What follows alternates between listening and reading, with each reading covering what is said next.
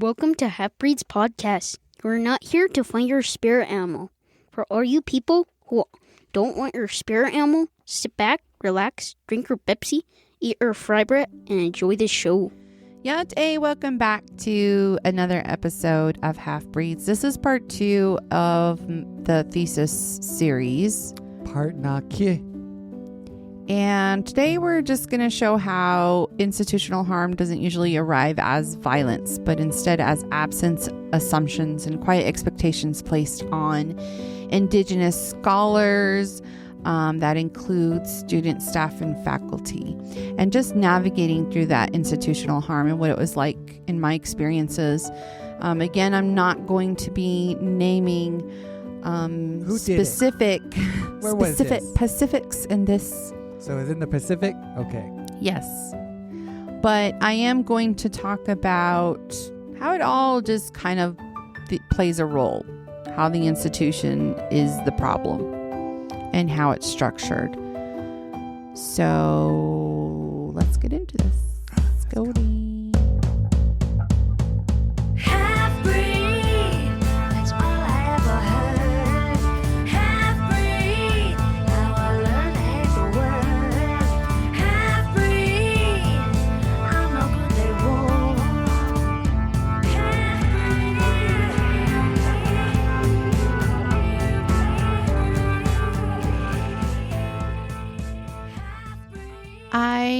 It's been a crazy January month. It seemed like January went on forever. Yeah, it did. And at first, I thought it was going fast. Ooh, I felt that was a little loud. I felt that it was going fast, maybe like midway through January. Then it slowed down. And then, I don't know. I was like, okay, January's going to be done with soon. Thank God. But nope. Just kept on going. It would not stop. So the... I'm sorry. Oh my God, I got the giggles now. This is not good. She got the giggle fits. Giggle fits. I hate when this happens. Oh my God. Can you imagine if we were like interviewing a guest and I got the giggles? Yeah. You'd have to do like in American Beauty and go in the other rooms. So, shut up. Start slapping yourself. You stupid. You're stupid. Okay. Okay, then you Fuck, come in. I got giggles. I feel like I smoked a bunch of weed. I'm sad. Oh no, why? I'm still sad. Why? Because I lost my best TV mom. One of my TV moms. Oh yeah, you did. Yeah, I like to think of her as a TV mom. She was everyone's TV mom, Christmas mom. Yeah. The Zennials, early millennials, we all have that in common. This is why we're all sad about Catherine O'Hara. I know she's a white lady for you Indigenous listeners out there, but she was cool. I think I get more sad when comedians pass away, or when somebody who just makes their whole life about making you smile and laugh and just happy in general, and then they go, and it's a little of that humor just leaves the earth. It does. Like when Robin Williams died. Oh yeah, Robin Williams. I'm still not over that. Mitch Hedberg, that was sad. I didn't really get into Mitch. Yeah, Bill Hicks. He died in 94, but no, that was a sad George one. Carlin. George Carlin. I know we're naming a lot of Billiganas, but Richard Pryor. John Candy. Patrice O'Neill. Yes, Charlie Murphy. Greg Giraldo. I was thinking Ricky Gervais. Oh, please, no. That'd be sad. But Greg Giraldo. I was going to call him Gerald Geraldo. Gerald Greg. Gerardo. Remember that guy? Rico. Suave.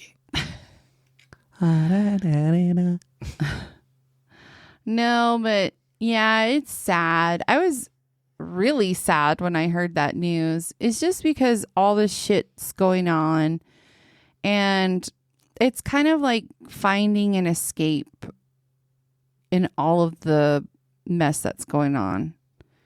Because we got to feel some type of humanness. Humanity. Yeah, and part of that is feeling every emotion possible. And she was young. I wasn't ready. 71. It's still young. I wasn't ready. Anyways, I'm a sad girl. That's a sad girl. But aside from the sadness, it happened on a day where protests were happening around the world, or nation, I should say. There was like a walkout. Nobody was supposed to go to, like, you know, in protest of they were ICE trying thing. to do the nationwide shutdown for ICE on Friday. But Las Cruces High School, they did a walkout on Thursday. That was cool. Yeah, that was cool. See, and students, like, they're not getting paid to go to school. I have to get paid, unfortunately, and it's not supported in any way. I have to pay to go to school. I have to pay to go to school. And I unfortunately was not. I had to be here, but just know that my heart was with the protesters. My spirit was. And to me, like, seeing all this on social media, I'm kind of numb to it, just because it's like natives have been going through this shit. Like, it's not enough when we keep saying, like, you're killing natives. It's like the continued genocide. Like, you're continuously, like, using our land for resources, or trying to acquire it, or trying to, you know, take control over it. And you're still trying to rid of a population for the past 500 years unsuccessfully. Because we're still here, obviously. And it just takes, I don't know, what does it take? Killing of white people for them to be up in arms? Well, for any national kind of actions to start happening, yeah. It's so frustrating.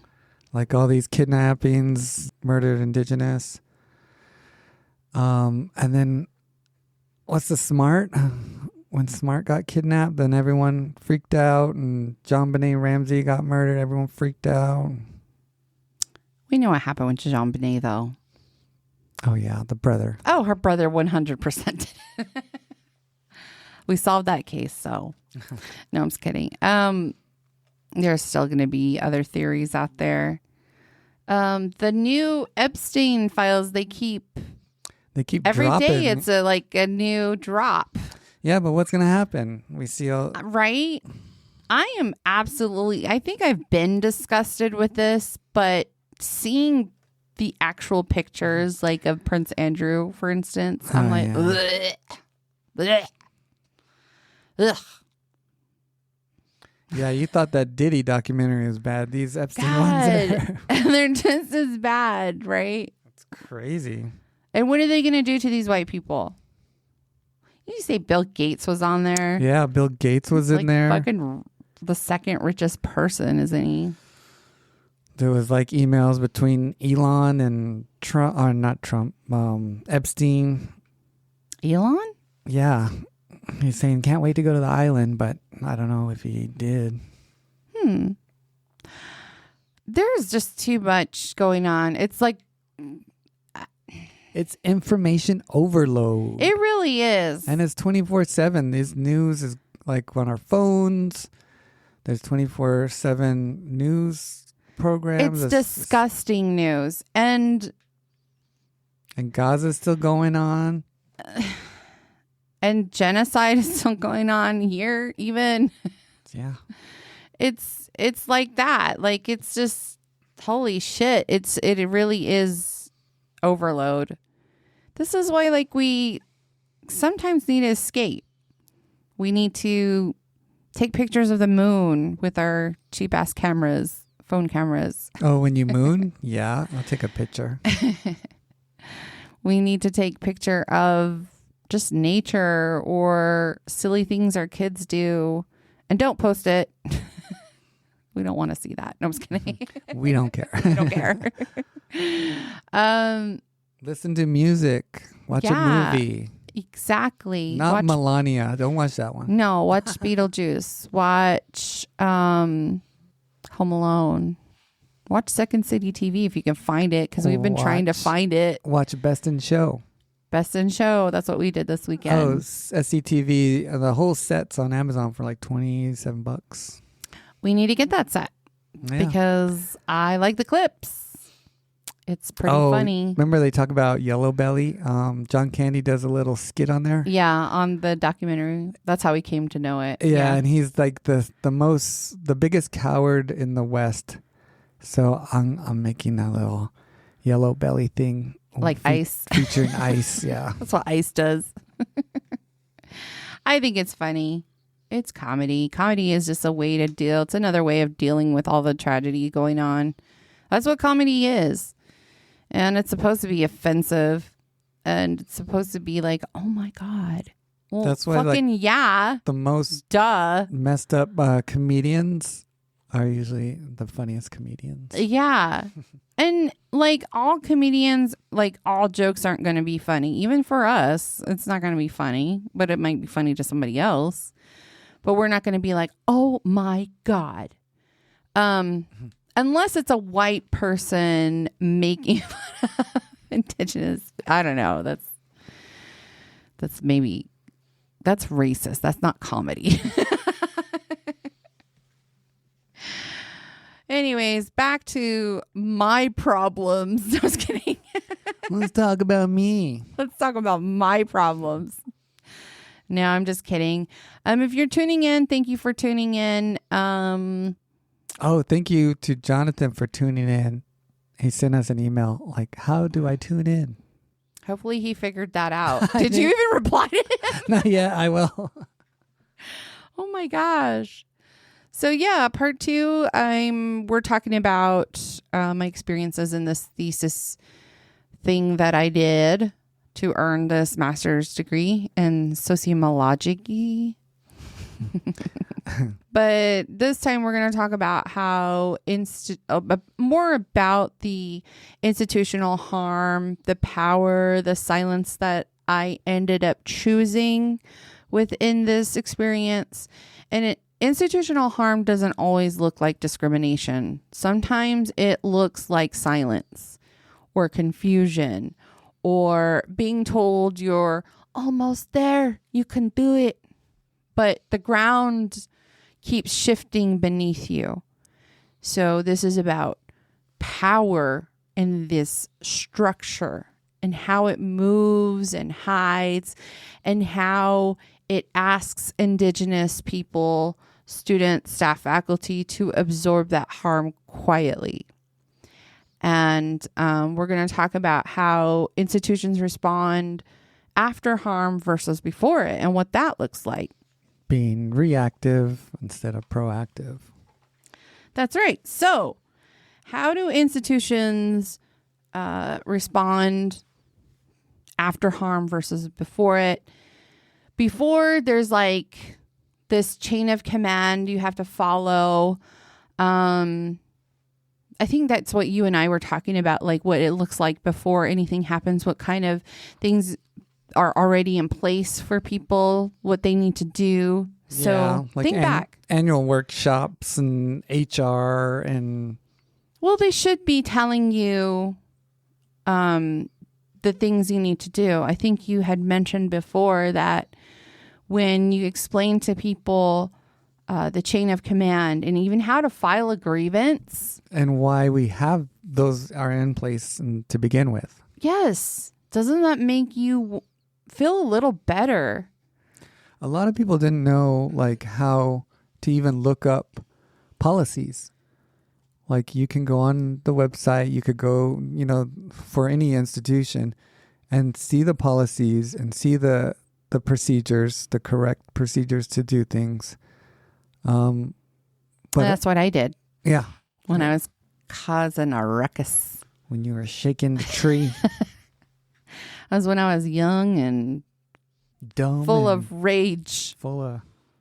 I had a lot to say. So in higher institutions, they have OIE, which is the Office of Inclusion and Equity. Oh. And you just document things. You just document because... You just tell them what happened and they go, oh, cool. Right. In my experience, in my OIE experience, and probably a lot of others too, nothing really gets done. True that there's no, like, you can't expect a 1-day training on microaggressions. I can't keep saying this enough, is going to solve microaggression problems within a department or within a setting. That's not how it works. And I get that's what happens, but oftentimes, like, what does happen when you follow these is what happens after, you do all of this, where you document, you make a report to OIE, and then after the harm is committed, you become the problem. Because you kept opening your big mouth. In many of these cases that were reported, I had brought it up to colleagues, like as a staff. I'm talking about being a staff here, like with microaggressions. I've brought the situation up to colleagues, and colleagues were like, you need to tell. And then they went and told like the boss, and then the boss contacted me, and he's mandated to report, right, to OIE. That already happened the first time, where I told him what was going on, and he immediately recognized that there was some microaggression issues going on, and he made a report to OIE. It wasn't like I was out to get people. I was just trying to navigate what was going on. You weren't a tattletale. Well, I was trying to figure out, holy shit, it was aggressive. It did feel hostile.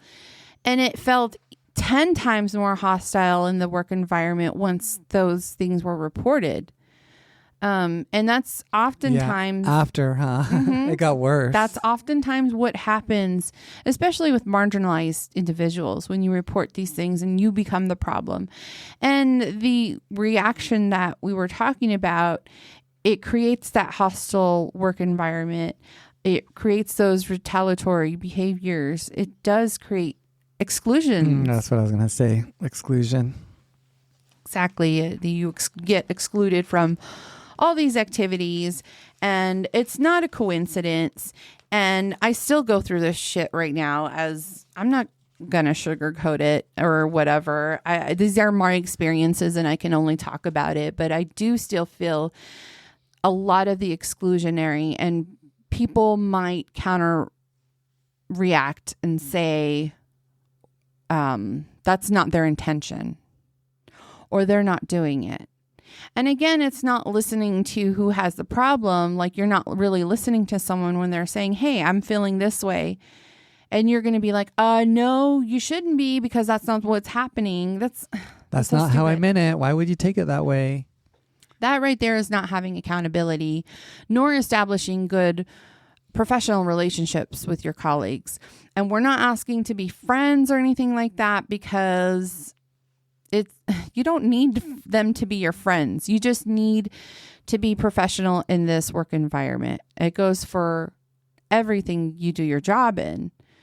And I could say the same for policemen who don't act professional. Every time we watch those EW, the Explore With Us. Explore With Us on YouTube. Yeah. I always get bothered when cops like show their body cam and then they say like unnecessary fucking unprofessional shit. Yeah, I bet that happens a lot, because it happens all the time. They do it every day. Yeah, like they just get they get desensitized. But it's like, keep your opinions to yourself. Yeah. The only thing that should be coming out of your mouth is fact. Okay, I see a dead body here. Not like, oh my God, that was the mom? The mom did that? Like, what kind of piece of shit is that mom? That's like that podcast we listened to, Sword and Scale. Oh God, that guy is... And the host is getting more and more annoying. And he is. Like, you want to hear... We just want to hear the facts. Yeah, we and want to he's hear. all like, well, you know how women always get away with crimes. And like, what are you talking about? Something dumb. Something happened to him. Like, he got. Yeah, I do appreciate that one where he did of Indigenous women. That was the hardest episode to listen to. I'll tell you right now, I don't think I could ever listen to that episode again because it makes me physically sick. Like I can't. It's too hard.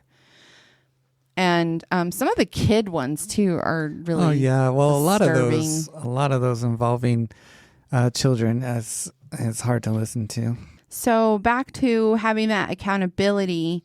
There's a lot of freedom within the institution that display no accountability.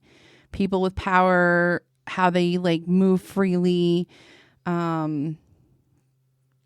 They change like courses or go silent, and the consequences quietly fall on everyone else. Do you know what I mean? What you talking about? I just think like people in power, they expect you to know things. Oh yeah. I feel like in a way they want to be like, they want to act like they didn't see what is going on. Like, and if they don't acknowledge it or be accountable for it, like bosses, for instance, they don't want to be accountable for the way their subordinates behave or act. Hello, where I work.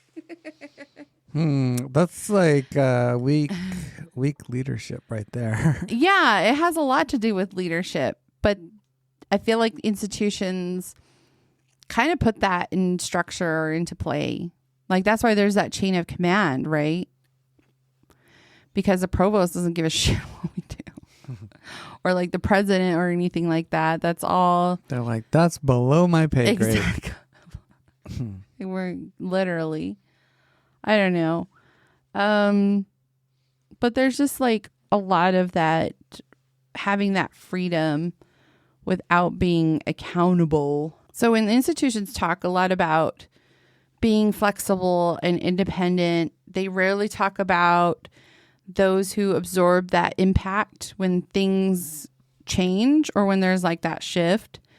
So that freedom doesn't disappear. It gets carried by staff and students and especially Indigenous people who are expected to move through these spaces quietly. Yeah, so we're naming the environment and we're not naming the people. That's right. But I want to know who and when and where. So let's talk about what institutional harm actually looks like. So there's that support that was promised, but it was never formalized.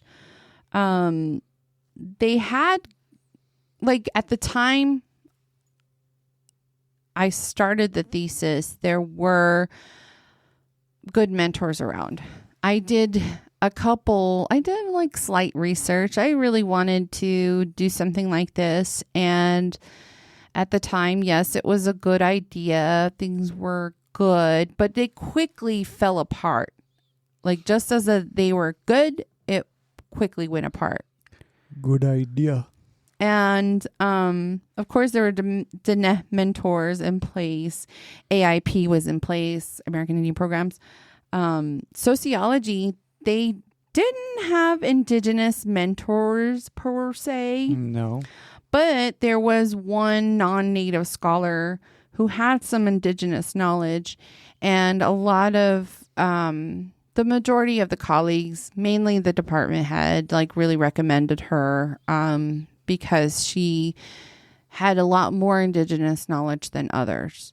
Mm-hmm. And I mean, it doesn't help that the department is 90% white. That's like a problem there, obviously. I still felt good. I still felt like that was the better option. There was no ethnic studies grad degree program. There was a certificate, but it just didn't fit with what I wanted to do or talk about. And I thought this would be better. Now, I I didn't also realize that sociology was more data analysis driven, More quantitative. And they're going in that direction of like coding and shit like that. Data analysis. Yeah, it's not like That's why in your statistics class you had to do RStudio. Yeah. Yeah. which was, oh my gosh, I'm glad I got through with it. Yeah, I'm sorry I keep bringing that up to you. It's just a nightmare. Remember that class you hated, stats? Yeah. Remember that? Yes, thank you. Remember? Yes. Oh my God. And you want to know something? I fucking do that at work. I do fucking coding at work. Yeah, see, they were just preparing you for the real world. I guess so. Jesus. God, thank them. I put 2 and 2 together. I smart. That's statistics. It's important to note that if you are an Indigenous student going into this field, it's important to have an Indigenous mentor that really emphasizes like Indigenous methodologies, really looks into renaming research with more Indigenous language, kind of like how I did. Mm-hmm. Yeah. Where I changed the whole Western ideas like research into story work and all that. So that's really important as an Indigenous student if you're looking into grad school, even as an undergrad, or if you're doing any type of research, to make sure it's really Indigenous heavy. That's important. Are we going to go into those terms that you used? I think later? We're going to go into it later. So I'm just going to talk about the harm right now, but it's just a little side note for those of you who are thinking about it. And I don't want to scare people off because I just thought about this right now. I'm not trying to scare anybody into getting ahead. I'm just talking about my experiences trying to survive in this institution. This was what it's all about. And you're giving out, like, along with your experience, like your recommendations, like you said, if you're gonna go into sociology, look for Native professors, get that good mentorship. Yes. When we're gonna explore later in the next part is going to be more about Indigenous sovereignty and survival. And I can't change the system for anybody. I really want there to be more of us, more Indigenous scholars. Our presence needs to be known. And we need to be just learn how to survive it, I guess. I wish we were big enough numbers to change it. Not in our lifetime, I don't think. Oh, I said that with the country accent. You just turned country right there. there. I said not in our lifetime. I reckon. I'm not trying to scare you off. I'm sorry if I'm scaring you. You're just scaring everyone away. I know, huh? I'm sorry. Anyways, back to what happened. Back to the horror stories. Back to the horror story. I felt like that there was information held by a few gatekeepers. And when I'm talking about, I'm not talking about Ghostbusters, the Keymaster and the Gatekeeper. I'm talking about structural patterns. I'm not talking about specific people or anything. Again, I'm not trying to blame anyone. I'm talking about this big structural pattern. So it's when like critical knowledge, like those deadlines, those expectations, those norms, those workarounds, like how we're expected to know these things, or when we have it, I'm supposed to know how it's supposed to work. I'm supposed to know all the deadlines. You're supposed to know all that stuff. I'm supposed to know all this stuff. You're supposed to know reach arounds. And that's what I'm talking about. But it's like those things that aren't within the manual, like the graduate manual, for instance. Which you did reference. I did. I will always try to find it in policy to make sure that I'm following that at least. But you're expected as an Indigenous scholar to know how these things work. Let's just put it out there. They really think that you are supposed to know all this shit before getting into things or even going through and it. It's your first time doing My first a thesis and going through that process. But you're supposed to know these things. Oh, right? I'm supposed to know these things. Like people get more than one master's. Well, they do, but... Are you gonna? Is that what you're alluding to? You're gonna do that? I was thinking about that, of getting another master's, but I don't know. Remember, didn't someone in the past yell at you and they're like, I have a double master's? Yes, it was a principal. Yeah, put you in your place, huh? See? She did not. I continued No. to walk away. That was pretty funny. I was defiant. But double masters, what about double bachelors? That's even like cool. Better. Yeah, get a double. No, she was like, I have 2 masters and I am 1 dissertation away from a PhD. I'm like, and you're like, duh. You mean ED? That's probably what it is. I'm all PhD. I don't know, girl. You just I'm just kidding. I'm like, and Thank you. isn't everyone a dissertation away from a PhD? I am. I am too. Fuck. But she tried to assert her Dominance. Yeah, her power because she had 2 masters. Yeah, check that out. How you like I was them you know apples? what? I'm gonna go get 3 masters. I'll show her. 3 masters. Holy shit. Yeah. They also expect you to know that the help exists only through no, you need to know that help does exist, but it's only through informal relationships. Not who formal. You know. Yeah, who you know. It's all about who you know. People you know. And that's actually what helped me, because I did have a relationship with a couple people Who steered you in the right direction. who helped me, yes, navigate through this, and who told me about deadlines. This is part of the whole institutional harm too. This is all a part of it. Even me right now dancing around how I can't put blame on one person. I have to blame the institution itself and the way it's structured. Or have to blame yourself. Is the whole part about surviving this crappy ass experience. It fucking sucks. I'm telling you right now, like, even like I've got my notes down. It sucks dancing around shit like this. Good thing you're a good dancer. I am not. I've got 2 left feet. Well, sometimes that's the kind of dance moves you got to do.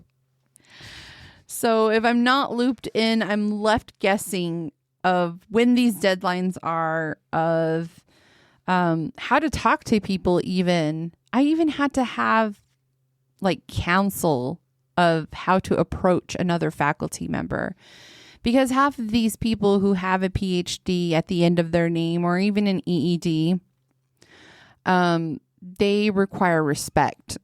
They require you to kiss their ass. Yeah, and you did happily, right? Just to demand that kind of it's not even respect. If it's not demanded, genuine. Yeah, Genuine. Respect is earned, I always think. And if you show respect, I'll usually give respect. But even like, you can tell who's kissing your ass, and it's not genuine. For me, who understands, who doesn't get off on power trips or anything like that. You don't? A little bit. Ew. Only with you. Just kidding. But I just don't like the fakeness. It's not. Yeah, that's unattractive. It is like, suck. Oh.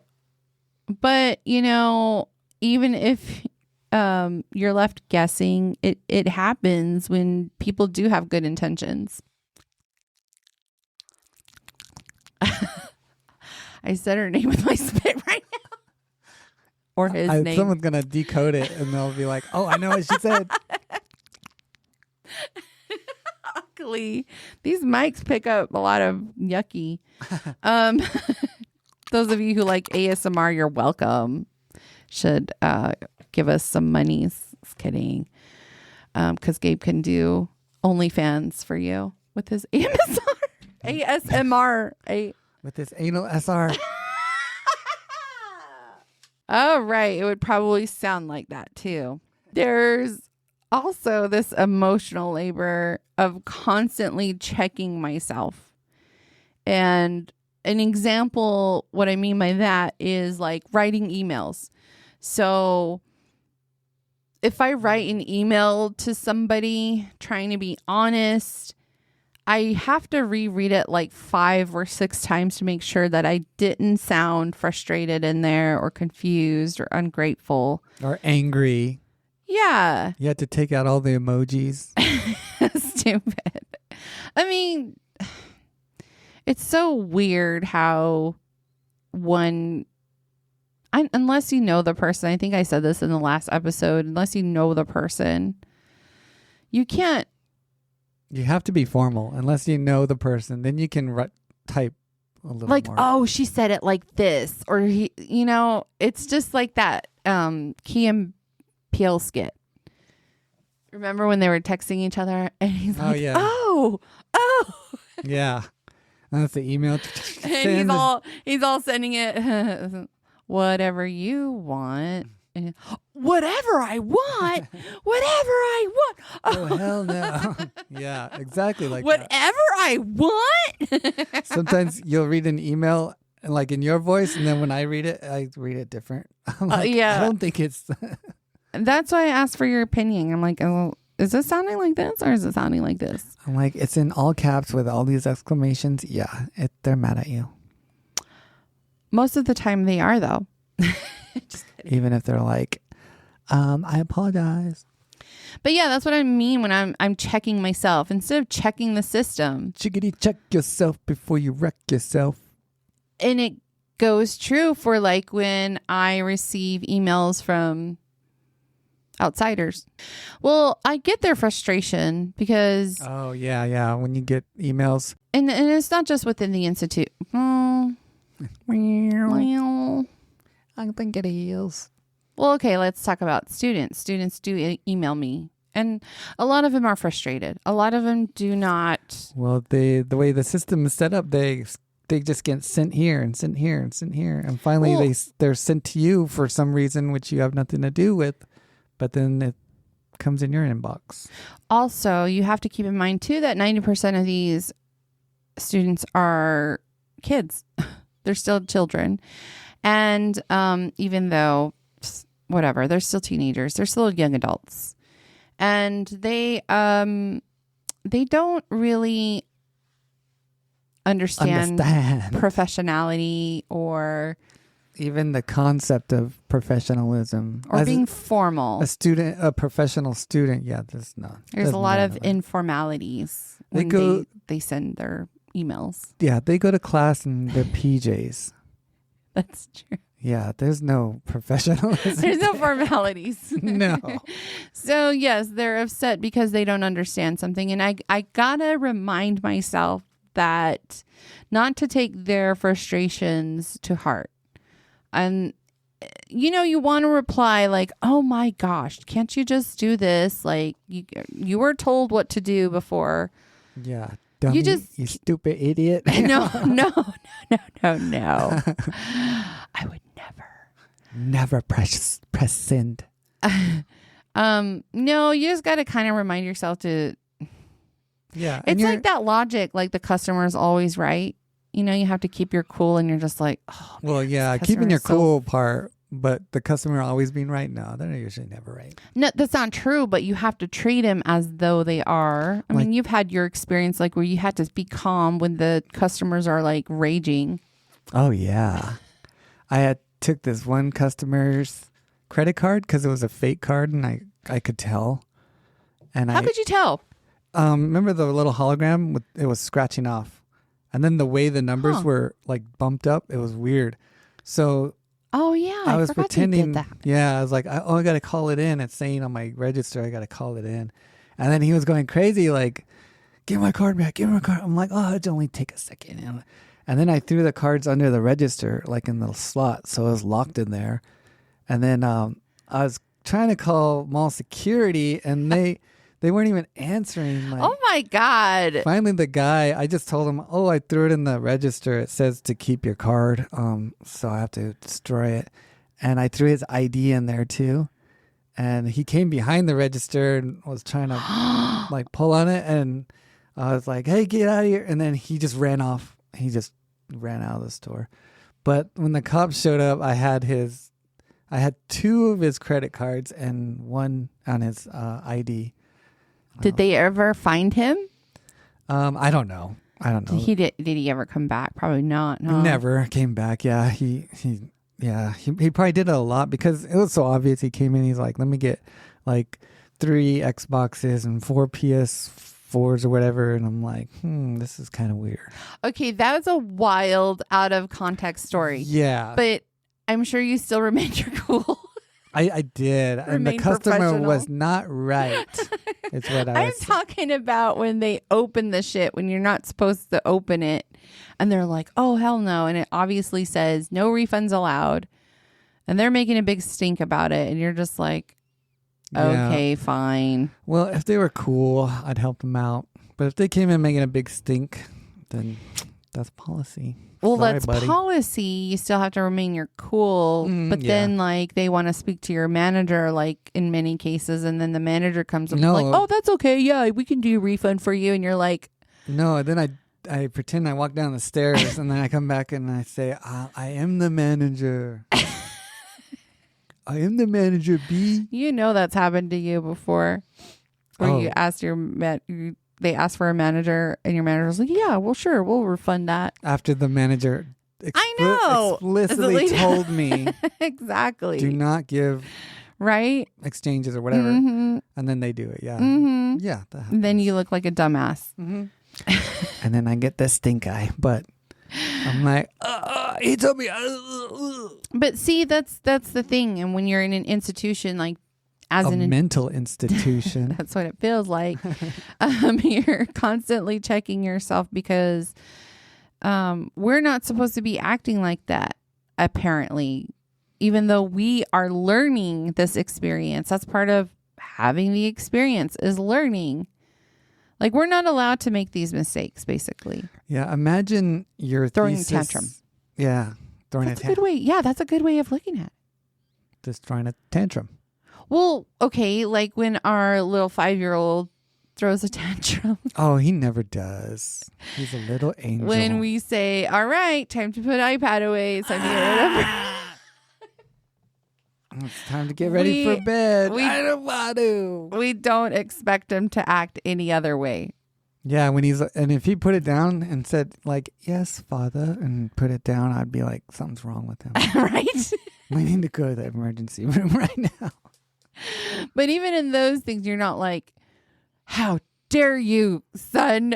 Give me respect." I'm going to OIE right now. How dare you? You're supposed to kiss my ass. I am your father. You say mister. You say, "Yes, sir, Papa." And so give me the salute. Not the one finger salute, which he's been doing. Oh my God. He's been doing on in a school. Side note. And he headbutted his teacher in the face the other day. He has a sensory processing thing, and they're reporting every sensory issue as it's a bad thing. Yeah. Exactly. So we get to talk. Every day there is an incident report. And did you see the middle finger one? No, but you told me about it. I didn't see it. You got to see it. It says something like, and he stuck his middle finger up at us and was laughing. And I'm like, he has no idea what that means for one. No idea. None. And I know who taught him to do that. Oh, I think I know too. You did. Yeah. No. I don't do that. No. It's funny when I do it, though. I do it to be funny. I don't do it to like be. But you don't show him to do that. No. No. I'm not talking about like I do this to my kids or anything. I only do it to you, and it's just to be funny. Yeah. Or my friends. Yeah. Or your colleagues or coworkers or superiors. Yeah, it's more like sarcastic. Is it more mean. I don't mean to be mean. I don't know. Yeah, I don't get offended by people throwing fingers at me. Yeah, so Jackson's supposed to do these things. He's 5. He's a new 5-year-old who's pretty much an only child. He's just doing whatever he can to get a reaction, and his teachers are giving him reactions. Oh yeah. So it's their fault. I'm just kidding.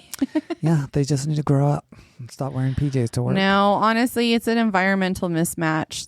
It's about the system. Systems are failing us all in many different ways. Even Jackson's systems failing him. Exactly. And you're going through your master's my own system, and it's structural. Exactly. So all these institutions are failing everybody in different ways. They're not being helpful. And Jackson's not the only one going through this. I'm not the only one going through this, but our older boys are going through this.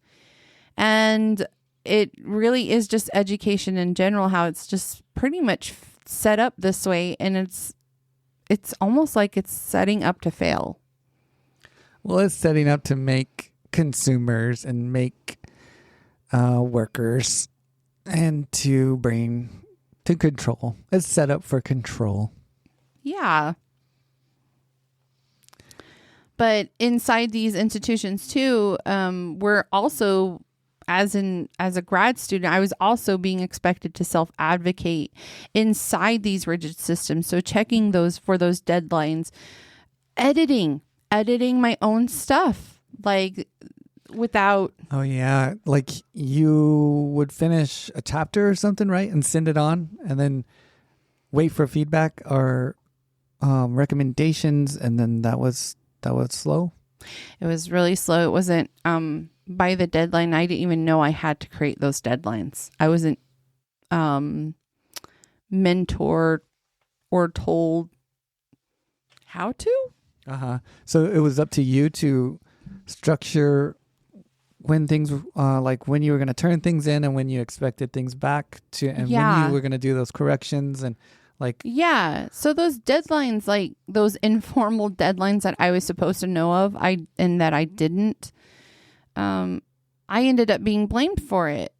And that was just hard realizing that for once, like this was it. This was what is to be expected. And then all you have to do is survive. Just get through it. And that's what I wanted to do, is just fucking get this over with. Put your head down and keep on going. Like, damn. And then I always, like you said, I made sure within the grad policy too, that those deadlines, like I was adhering to those deadlines. Those are written in policy. I know I was doing good there. But you just found those deadlines on your own, right? With your own research, and you weren't given. Right. And I wonder if it's, I wonder if I could say this, but when you're meeting these deadlines, it doesn't say, for instance, like if you have to turn in a formal paper, it tells you it's due on the day. It's assumed that it's due at the end of the business day, like 5:00. It doesn't say anywhere in there that don't turn in your paperwork 10 minutes before. You know what I mean? Yeah, that's what you did. That's what I did. But it was my fault. How dare you? It was not my fault. It required signatures of the upper administrators and was given to me the day before. I don't know. But it's like when a restaurant says that it closes at 9 and people do show up at like 8:55. Yeah, we usually do that, right? Yes. And you see the whole staff like, oh. And we're like, can we order? That's kind of, do you think that's the manager's fault though? It's the restaurants. Like if they want to be out at a certain time, then they need to stop service at a certain time. I think they need to like reiterate to their workers, their employees, like, hey, we close at 9, so people can show up at 8:59. You'll have to work the shift. We lock our doors at 9, but let them eat. Yeah. You start cleaning up. And give them good service, because other people will be gone. So you're the only ones there. You should get good service and you can leave a good tip. Yeah, it's kind of annoying because I know a nail salon that does that. It's all, well, it should be like implied, like with the washing when people wash their fucking clothes. Oh my God, I can't think right now. Laundromats, where they're like, it closes at 10, but last wash is at 8:30 or something like that. Yeah. Yeah. So if you put it in clear writing that, hey, I can't wash past 8:30 because they want to be out of here at 10. I get that. But if your sign fucking says it's open till at 10 o'clock with no last walk-ins at a certain time. Our kitchen closes exactly at 10. Yeah, exactly. So, yeah. I don't know. I have a problem with that too. But it's kind of like that. So institutional harm isn't always something that happens to you. Sometimes it's what never shows up. Yeah, what doesn't happen. And what doesn't happen. You found out like after the fact maybe, or you never even knew. Yeah. That was so annoying. So how does this power work without accusations when we're talking about how committees are supposed to function in theory, and that disappearing guidance or power, it's more structural, I guess. I should say it should be more structural. Mm-hmm. It should be more organized and constantly checking in, making those edits. I think that would have been helpful for me, but that's when you're trying to think about how are they supposed to function in theory. Like you said, like I've never had a master's before. How was I supposed to know all of this? And it's a pretty specific, timeline that you got to go by, but without actual dates or having that information, yeah, how are you supposed to know? Do you feel like even as a parent, like when we parent our kiddos, I feel like because we grew up this way too, because that's kind of like their mentality, like our parents' generation's mentality, that we're expected to just know how things work without having that proper guidance or like being shown how things are done. And then we get like punished for it. Well, especially firstborn. Especially firstborn. Yeah, we're both firstborn. So yeah, we were the guinea pigs. Exactly. And we were expected to know certain things, but it's kind of hard when you got to deprogram yourself, because then do you ever find yourself doing that like with our kids? Yeah, kind of. I get frustrated when I show them how to do something and then the next time they don't remember. I'm like, I just showed you. You know what child I get frustrated with? And I'm just like, holy crap. Is he doing this on purpose? Because I feel like he is. He testing you. He testing me. Mama gonna get mad. Mama's head's about to explode. It is. And I know I don't need to be like that, but we're parents. We have to show an example, and it does get annoying. And I guess I got to think about too, as a teacher in my K through 12 experience as an educator, 8 years plus, thinking about the difference, which actually there's no difference at all. You constantly have to tell these kids, even 18, 19-year-olds, because I did alternative teaching as well, to clean up their mess. It's ridiculous. Yeah, constant. Mm-hmm. Wipe your tables. I'm still telling you to clean your messes. Throw away your trash. Pick up your trash. Okay, put your shoes away. Shut up. I have ADD. Constantly telling us too, those who have ADD, to put away our shit. That reminds me of a story, like a new hire. I hired a new kid. Oh, yeah. He was out of high school. And this was at the music store. And we closed, I think, his first night. And I asked him, I was like, do you know how to mop? And he's like, yeah. Well, okay, can you mop the front? Well, I'm counting out the cash or whatever. Do you know how to mop? The fact that you had to ask him that. And then he went and got the mop bucket and soap and the mop, and he wheeled it up into the front. And I was watching him, and he just picked up the mop bucket and just dumped all the water out on the floor. Oh, Mexican style. That's probably what he was doing. And I was like, whoa, no. What are you doing? So Well, you can do Mexican style at the store. no, if we had drains Oh, on the yeah, floor, that's right. that would be cool. That would probably be way easier. Oh, shit. But- So there's just Yeah, I was like, oh shit, we had to just mop it all up, and that took even longer. But I just assumed he knew, and I should have like gave more guidance there. But then after that, I told him and showed him, and then he was good to go. From then on, I could tell him, hey, dude, go, mop the front, and he'd know how to do it. Yeah. So yeah, just assuming people know these processes and these procedures is it can go back on you. And in that instance, I should have asked him first, because he did know how to mop, but he was doing it how he was taught. Yeah. I'm assuming, or maybe he watched it in a movie or something. I don't know. I like those videos.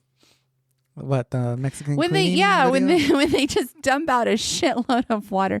But I saw like a fail on that where they were in an upstairs apartment and it was a brand new floor, but it was vinyl. Oh, like linoleum?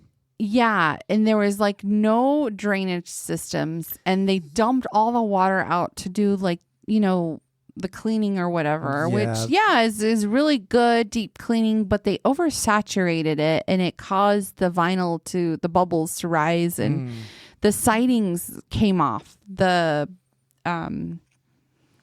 panels, I don't know, the side panels came off. And the bottom of the drywall was warping. Oh my gosh, it was a hot mess. It was, and then people were like, "Well, that's cheap material," but it's like, exactly. It's not made for floods. It's not concrete like in Mexico. Or tile. Yeah, exactly. And there's no drainage system up there. I mean, I think they did like push the water outside into the balcony, but still it was you can't always do that. But it's a learning experience. So yeah, me being new to this whole thing, I really didn't have any direction or what I was doing. I barely even knew what I was going to write a thesis about. So I was I even had that in mind. So why would I really jot down these informalities? Like I'm supposed to know these. And I had one colleague come up to me and she was just like, yeah, you're just supposed to know this. And I'm like, how am I supposed to know this? She's like, well, it's just assumed. I'm like, okay, do we know what the definition of assume is? It's ass in my between you and me. You make a between the ass of you and. And then when we're talking about these power and committees and disappearing guidance, we talk about how those changes ripple unevenly. I want to go back to the gatekeeping and self-advocacy. And when we're talking about this changes how it ripples unevenly. Mm-hmm. Well, when I talk about gatekeeping, I'm talking about how the information is unevenly distributed. And that self-advocacy part where I'm expected to ask for what I don't know existing. And that makes the system one, it withholds that clarity, even if it's not intentionally, structurally, it withholds that clarity. And then it judges me on how well I navigate that lack of clarity. That's the trap. They so gotcha. I got trapped. Yeah, you got. It's like a contradiction. Mm-hmm. You gotta know how to navigate through it, and you don't know how. And then when you do navigate through it, then you did it wrong. And don't you hate when they say "Oh, advocate for yourself"? Speak up, so we all know that you're the problem. But you don't even know who to ask.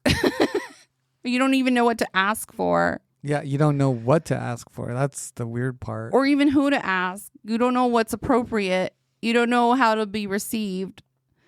And that self-advocacy just becomes another form of labor. It's not empowering at all to self-advocate. It only becomes empowering when the policy is clear, when it's transparent, when it's there. Then you can advocate for yourself because you know what's in place and what is expected of you based on what is set in that policy.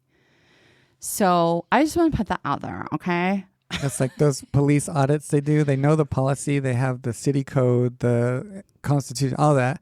And they approach these cops like, oh, you can't film in public or whatever. And they're like, yes, I can. Blah, blah, blah, section code, blah, blah. So the policy's there and they can advocate for this themselves and argue back. And the cops can't do nothing. Have you ever looked at the intimacy policies by any chance? Like, they've got a bunch, but yeah, only because I was helping with a syllabus. So I looked up like the AI policy, plagiarism, like that kind of stuff I went through. Do you ever find some of that language kind of dances around? It's not like really set in stone. Yeah, it's a little open for interpretation, so it could be steered one way or another. Exactly. And that's a lot of lawyer talk there, like how the lawyers, how they use that language. Then that's not transparent. No, it's not. And policy should not do that. It should be set forward straight, like no arguing. Exactly. Because if you say something and you'd be like, oh, okay, according to this policy, because you're interpreting it in your own way, they can come back and be like, well, that's not what it meant. It means this. And then they can do their own interpretation. So that's not transparent. No, that's where the lawyers come in and the judges will set the precedent. Well, that's where the money comes in. That's where like, you know, like the contracts. Have you read a binding contract and the language they use it's weird, but it's supposed to set it straight. Like it won't leave anything open for interpretation. It's like set. And that lawyer talk it's very formal, but it's just hard to read. It really is. There shouldn't be like that. But we're expected to self-advocate, right? Yeah. And just fucking know. So this expectation in academia that students should self-advocate, but only works when information is transparent. Keep that in mind. The instability Indigenous students feel first when going through this is that when all membership goes away or changes in the department and leadership, like in my case, that's what happened. And we just start feeling lost. Yeah. What happened? So that mentorship went away. Yeah. Remember when I started and then it was good, like I had it there in place. I'm like, okay, I can work with this. Yeah. And then things shifted on their end. And like I said, it's not their fault that I had this experience, but it's that trickle down effect. No, it was your fault. Oh, okay. Sorry, I didn't look at that way. I didn't read the policy. I didn't read the policy. So that's, obviously the instability part settles in, and when that mentorship goes away and you're left with like still navigating through the system. You're already in it. You started it like my dumbass did. No, I'm kidding. And now I have to finish it. You start what you finish and you finish what you start.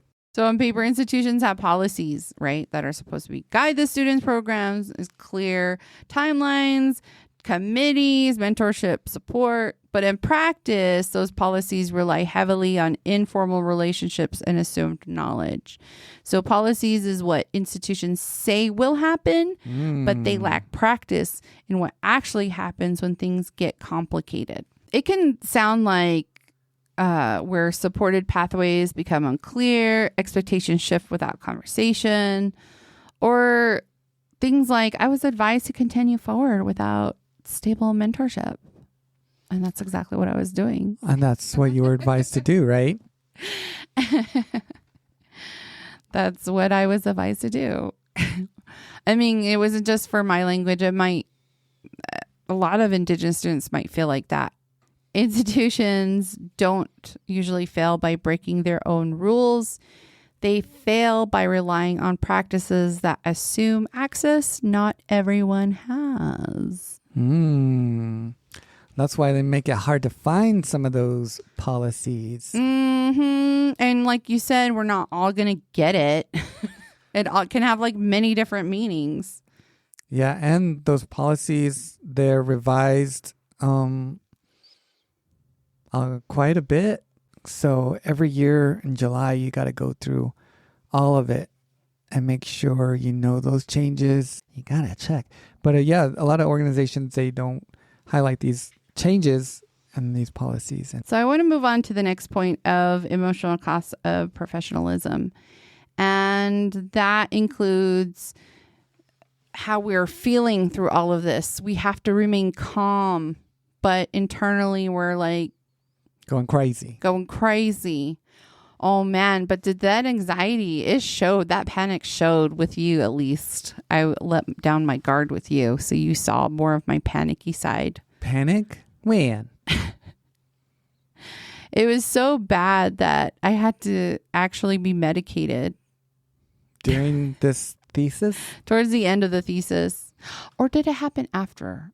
Nope. It was during. It was during, huh? Yeah. So what advice or what tips do you have on how to remain calm? Keep that calmness. Take some pills. Mama likes her pills. Get diagnosed for anxiety and get on some anti-anxiety meds. Those suppositories. If you don't want to go that route, it became a lot of times with my emotions. I've had to deal with it on my own without medication. There were times that I have tried medication and it didn't work for me when it came to mental health issues. And that's okay. That's the point of trying all these things. And that's all the doctors do anyway. It's trial and error. Like, try this pill. That didn't work. Okay, try this one. That didn't work. Okay, try this one. And how, I don't know the word. Oh my God. How common is things like cognitive behavior therapy, for instance, for like ADHD kids? That's not common at all. Like to find a therapist who deals with that. No, it's easier to medicate. That's where the money is. That's what the money is, and it's much easier to do that. But back in our day, you just need a whooping. That's what you needed. Exactly. That would knock the anxiety right out. Oh no. And that's what you would get, huh? Yes.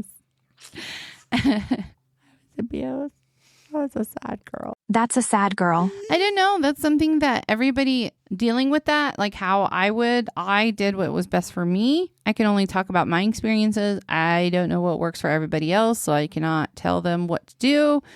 But if you know you need help, there are resources, whether you want to talk to somebody, whether you want to be medicated, where you want to try different forms of therapy, other forms of therapy, therapy. I'm thinking of the system of the down. I don't know. It's just different for everyone. I felt like that I was already anxious for some reason or another. After my mom passed, I became really anxious. And then to throw this thesis, more anxious. To throw this thesis in there with me already feeling anxious. Oh, it was horrible. It was an anxious. It was not a good thing to do. I probably should have managed that before I went into this thesis. But no, I decided to make it 10 times worse. And at least I got the help for it eventually. But you didn't take your pills. I did. Sometimes. When we were sick, I didn't. Well, yeah, it's fun to be anxious when you're sick. So that's okay. You don't have to be. When you're sick, you're sick. It's like you're dying or whatever. I'm dying. Yeah. I don't know. So do what you feel like is best for you in that time. Like I said, this is all about survival. And that's part of navigating through this as an Indigenous person. But I was expected to even write my emails carefully with not wanting to sound difficult and all that stuff I said earlier. And then there was that pressure to be grateful. That was annoying. Oh yeah, kiss some ass right there. I had no idea that was the what do you call it? The feel of the room. that was the lifestyle, that was the environment, was ass kissing. But just to be grateful, to be overly grateful. Oh my gosh, how annoying is that? But it works. You know that, right?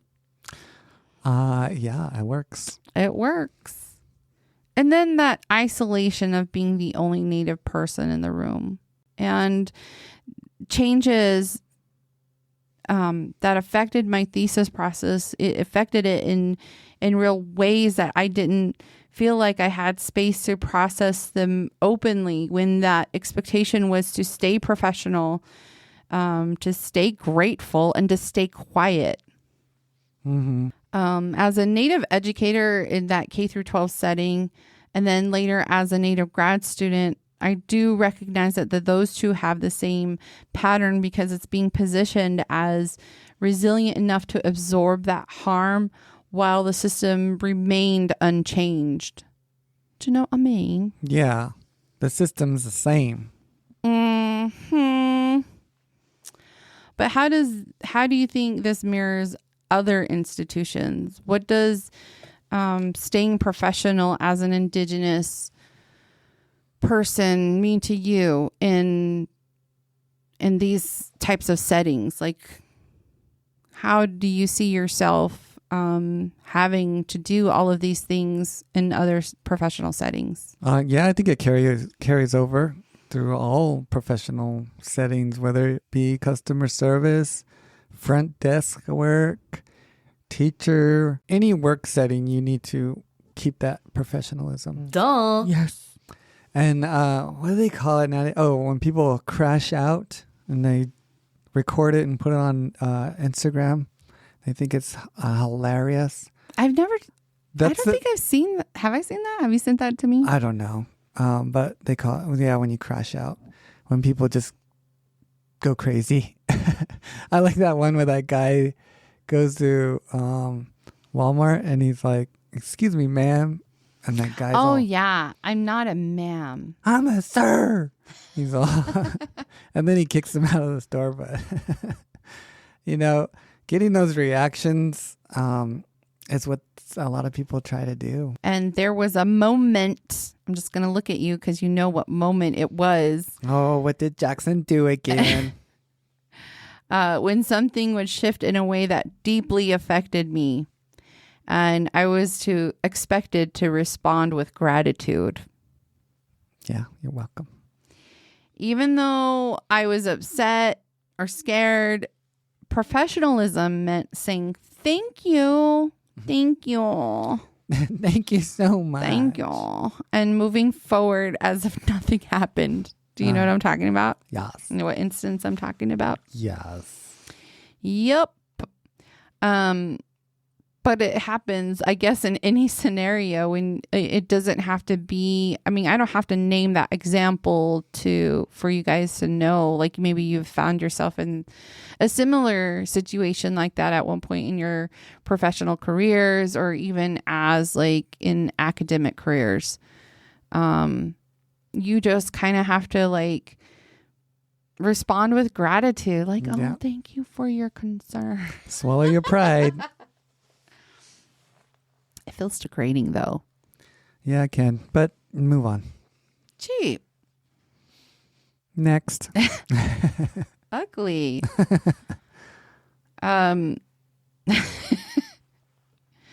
You You. probably just make people feel ugly. She goes.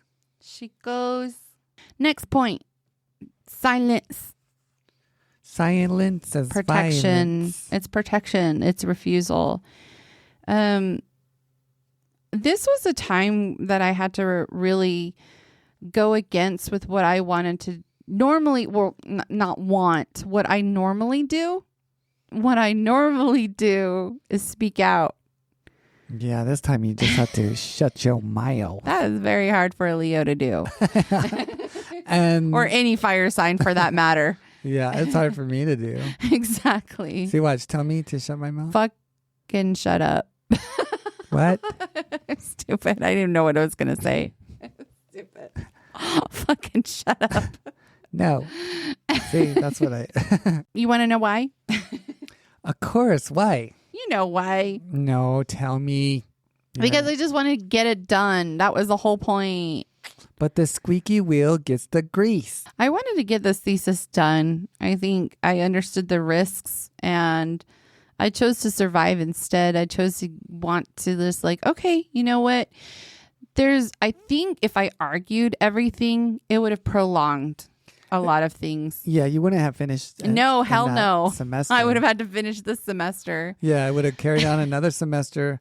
And, Actually, 2 semesters because somebody's on sabbatical. and then what would have changed? Exactly. So you were right to just be quiet, put your head down, get your shit done. You knocked it out. And yeah, sometimes it's just best to like when you understand the risk, when you know that it's not going to make a change for the better. it's not going to benefit you. No, I mean, Maybe mentally it would have helped a little. yeah, No, it would have prolonged it. It would have just went on longer. it really would have if I would have said something. If I would have said, well, it's not my fault. I didn't adhere to the emails. And excuse me, but actually, no, I didn't. I stay quiet because I understood. Yeah, like I said, I understood those risks. I chose to survive. You have to understand how noise is read inside institutions. The squeaky wheel gets the grease. Speaking up too early or in the wrong way could have costed me stability, Mm-hmm. credibility, And sustainability. and access. Oh, yeah, you get shut out. Mm-hmm. It's not being weak at all. Just know that's being aware. In these systems that aren't set up for you. Yep. As an Indigenous student, I am very aware. I am. I'm very aware that speaking up would likely read as being difficult or ungrateful. So silence became that way of protecting myself. Well, I figured out how to move forward. And that was, like I said, really hard for me to do. But you really have to decide what kind of response keeps you safe. And it's not, being silent doesn't mean you don't have anything to say. It means actually you have a lot to say, but is it wise? Wrong place, wrong time. Because you have to listen, you have to observe like what's going on around you, and you have to decide what kind of response is going to keep you safe. Yeah, you got to know your audience. You do. Silence, it doesn't equal consent. Let's not confuse those two. It's not making it okay for them to walk all over you or anything like that. That's not what I'm talking about here. And you still have to stand up for yourself in that way to protect yourself. This is meaning that silence, like I said, it means like really assessing the situation. It really protects you. It looks like refusal to perform or withholds energy. But when in reality, you choose a different container. And for me, it's podcasting, because I can say on here. Whereas like, and that's why I'm talking to you guys about it now, or I'm talking about my experience about it now, because this was something that I wasn't able to do while it was happening. Yeah. And I'm glad to be able to do that now, because you guys would have had to wait a whole nother semester. Get it all out there. But yeah, silence is often mistaken for just agreeing or just like giving in. And it's not. It's sometimes the only option people have when speaking carries consequences. It really does. Consent assumes equal power. So when power is uneven, silence doesn't mean to agree. It means that you're navigating through this. What do you think, babe? I think a thesis is fun. You don't have to do one, do you? No. Yeah, for my MBA program, I do not have to do a thesis. So I will be focusing on a presentation involving numbers. Okay. So just remember that refusal doesn't always mean leaving. Sometimes it means surviving without giving the institution your spirit. Word, I hear that. That's what you guys need to know. You're welcome. And choosing how and when to speak isn't the same as agreeing with them. Sometimes it's refusing, like just being silent. You're just like, okay, did you know? I read somewhere that when you're dealing with a narcissist, that this is kind of like what plays in. Like if you give them that silent treatment, or if you're just like, okay, you're not engaging with them because they like you to don't see. react. Yeah, you don't react or have any reaction, that pisses them off because they like to see you mad. Yeah. So I feel like this institution is a narcissist. No, I'm just kidding. The structure is narcissistic. It is. But I don't know. That was just like a side. A side note. A side note. A sidebar. Woo! Mama getting toasty in here. It is getting toasty, a little toasty. Well, feel free to remove your clothes. No, I'm not wearing a bra. Oh, it's okay. I know. I know. All right. I'm now a little cooler. What are you looking at? I'm looking at your titties. Are you reading my shirt? Yeah, I'm just reading your shirt. You're just reading my shirt. Yep. So I want to talk about how this protection is methodology, or a part of it. And that's part of what I talk about in my thesis, or even in a thesis, any type of research that you do. Methodologies is a part of it, a big part of it. It's not just about how I collect this information. It's pretty much how this protection really became what I decided to give, what to hold, what to refuse. This protection became methodology because speaking freely carried real consequences, as I've learned from the past. It's not always good. And I've actually seen colleagues who speak out freely, like how it has hurt them in the end. So, I feel like, like I always wonder, like, was I like that? Was I that bad? This is why people don't like Leo sometimes. Because they just speak out. I know, because we just speak whatever is on our mind. I think like as you get older and you get wiser, hopefully, that you begin to understand that. And hopefully that in itself is respected by choosing what to say. And it really is. We all have to learn that. It doesn't matter what sign you are. It's just something that you have to learn. You must be accountable for your words. Mm-hmm. And we try to tell our older son that, who has a response for everything. Actually, it reminds me of when he's like when I send him like those reels, and I don't know if he does this to you, but he's always like, that's AI. And I'm like, I don't give a fuck. No, he doesn't really. I just send him a bunch of cat stuff. And then he won't be like, that's AI. He's been doing that with me a lot. And I don't know if he's trying to calling you out.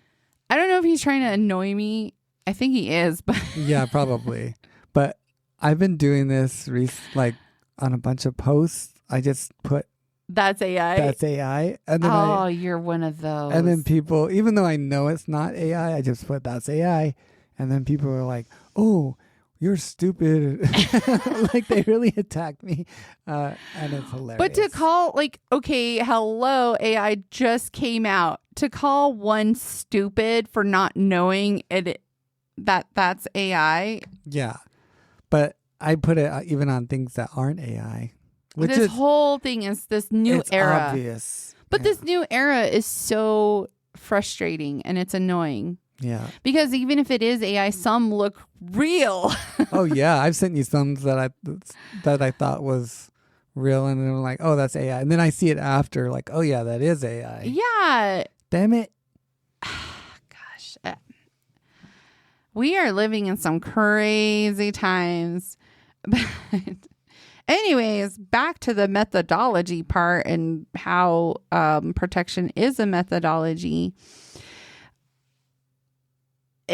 I say that because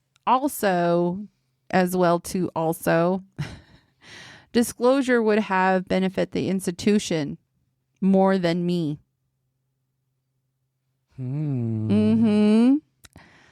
That's a thinker. A stinker. How do you think it would have benefit the institution more than myself? If you started talking? Yeah. Because I'd just be that. Nobody likes whistleblowers, do they? Or what do you call it? Yeah, whistleblowers. There's another word. A rat. A narc. A greasy wheel. Is it a scapegoat? I'd say whistleblower. Okay. Or scapegoat. But a lot of these institutions and organizations have an open door policy, and they have policies in place to protect whistleblowers, but it usually doesn't. Yeah, that itself is it does make you think, like how you do have to think in the silence when you're talking about protection. We're talking about how to use silence and protection, how it's protecting you, how we use it as methods. Look at my hands. I'm like Claudia. Yeah, Claudia con cooking over here. Con cooking. And that's the best part. Because in that methods, you have to think to yourself, how is this going to benefit me? How is it going to benefit me more than this? Or is this going to benefit more than me? Yeah, you're making chess moves. Yes. Chess is hard. It's hard if you're my sister and you play against me. Yeah. Oh, no. I lost against her. Oh, you did? Yes, oh, no, because I didn't. No, you let her win. You were being nice. No, okay. You let her win. Okay. No. I think what happened was, remember how like I thought I was the white side, then I was on the black. No. You mixed up your... Remember, she's all like, check to you, and you're like, you had to sit there for a minute, and you're like, nope. Nope, dummy. No, he didn't say that. Set you up. See, I didn't give that pause long enough, and I was just like, okay. You weren't even in check. She's all check. You're like, oh, okay, I quit. Exactly. I didn't want to play anymore. My ADD can't. I can't sit there and... I don't have the attention span for it. Sometimes it's good just to let go. Oh, it's so hard. You watched all of Queen's Gambit, so you can sit there and play a game. Fast. You can sit there and play a game of chess. I don't have time for people to be like sitting there for like 10, 15 minutes deciding on one goddamn move. Yeah. I'd like to move faster than that. Oh, That's what I do. I'm impulsive. I like to play against you. We have not played, have we? Not Maybe chess, we should do but that tonight. chest. You're stupid. That's the game. Flats versus boobies. Hairy nipples versus Smooth nipples. Stupid. pepperonis. Pepperonis versus Sausage, meat, olives. sausage, black olives. Black olives. Anyways, yeah, when you're playing chesses, you have to navigate like that unequal power. And for me, my body already knew what exposure costs to Indigenous people. I've read about it. I was doing my story work on it. And the more I learned about other Indigenous scholars' experiences, that was pretty much my guide to like, okay, what's important here? What do I need to say? What does survival look like? And if your goal is to getting it done, you have to really count for all of these things, all these scenarios. And you do have to do hypotheticals. You just have to say, okay, what if I respond this way? What's going to happen, for instance? Mental chess. And so instead of asking yourself, like, what can I say? For me, I was just constantly asking, what's safe to say? And where can I say it? And who can I say it to? And when can I say it? And what language do I say it? And that became a method. So it became methodology because I couldn't separate knowledge production from survival. What I chose not to share was just as intentional as what I did. Mm-hmm. Oh, and also like why refusal doesn't always look like a protest. Protests are visible. Refusal is not always meant to be. It can look like choosing that different container, as I was talking about. For me, that would be podcasting. Refusal can look like withholding that emotional labor, not performing the gratitude, not having to explain myself. That's a big one right there. I had to keep second guessing. And explaining. Because oftentimes I find it with women who have had this traumatic experience with abusive backgrounds, whether it be verbal, physical, sexual, like all kinds of abusive backgrounds that we have here. We're often left to having to explain ourselves for every little emotion that we have, for everything that we decide. And reprogramming yourself to do the opposite is hard to do. It's challenging. But you have to think too, because I know people, I have colleagues that over-explain everything. And it's like it's unnecessary. It's exhausting. And then you're like feeding off of their anxiety, which is making you anxious. Or angry, yeah. Or angry. That's when you do your Lloyd Christmas. Yeah. Like, Bartender. We landed on the moon. Exactly. So stop trying to explain yourself. No one needs your excuses. They don't give a shit about that. Yeah. When it comes down to it. They don't care. Are apologizing for everything. Yeah. And if they do, they'll ask you, how do you feel about this? How do you feel? Then that's when you can like over explain. Elaborate. Or elaborate. But no one needs reasonings for you doing what you're doing. Unless they ask for it specifically. So oversharing, having to explain yourself is pretty much not necessary. Refusal can also look like not translating harm into something digestible. And refusal can also look like being creative elsewhere. Protests demands to be seen while refusal decides who gets access. Sometimes it looks like choosing not to give into a system or not giving into a system that requires you to give more of yourself. Mm. Yup. So it's about pulling away. The pull-out method, huh? Yup. Ugly. So I do want to close this by saying that the episode was about the environment and the conditions that shaped how this thesis had to be written. And in the next part, I do want to talk more about the survival piece of it. It's not going to be a resolution by any means. Of course, it's things like that is not going to come easily. Change comes in all, it has to be super dramatic. We're just like little peoples. But we're going to talk more about just the Indigenous sovereignty part within these institutions and how I chose podcasting, choosing voice, choosing a form that couldn't be easily controlled, because at some point survival turns into creation.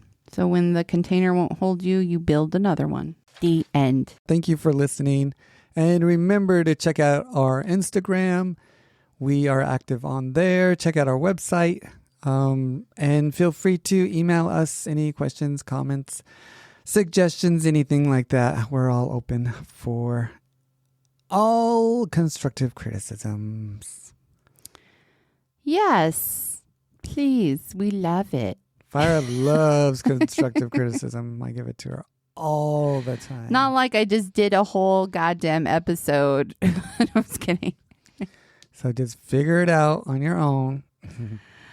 All right. Well, we shall see you next time. Haguni. Haguni, y'all. Haguni. Hagone.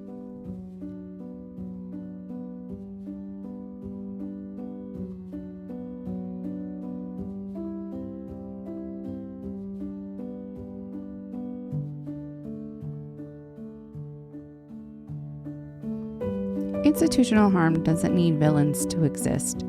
It only needs systems that assume someone else will take care of you. This episode wasn't about exposure. It was about clarity. And clarity is what made refusal possible. Thank you for listening with care.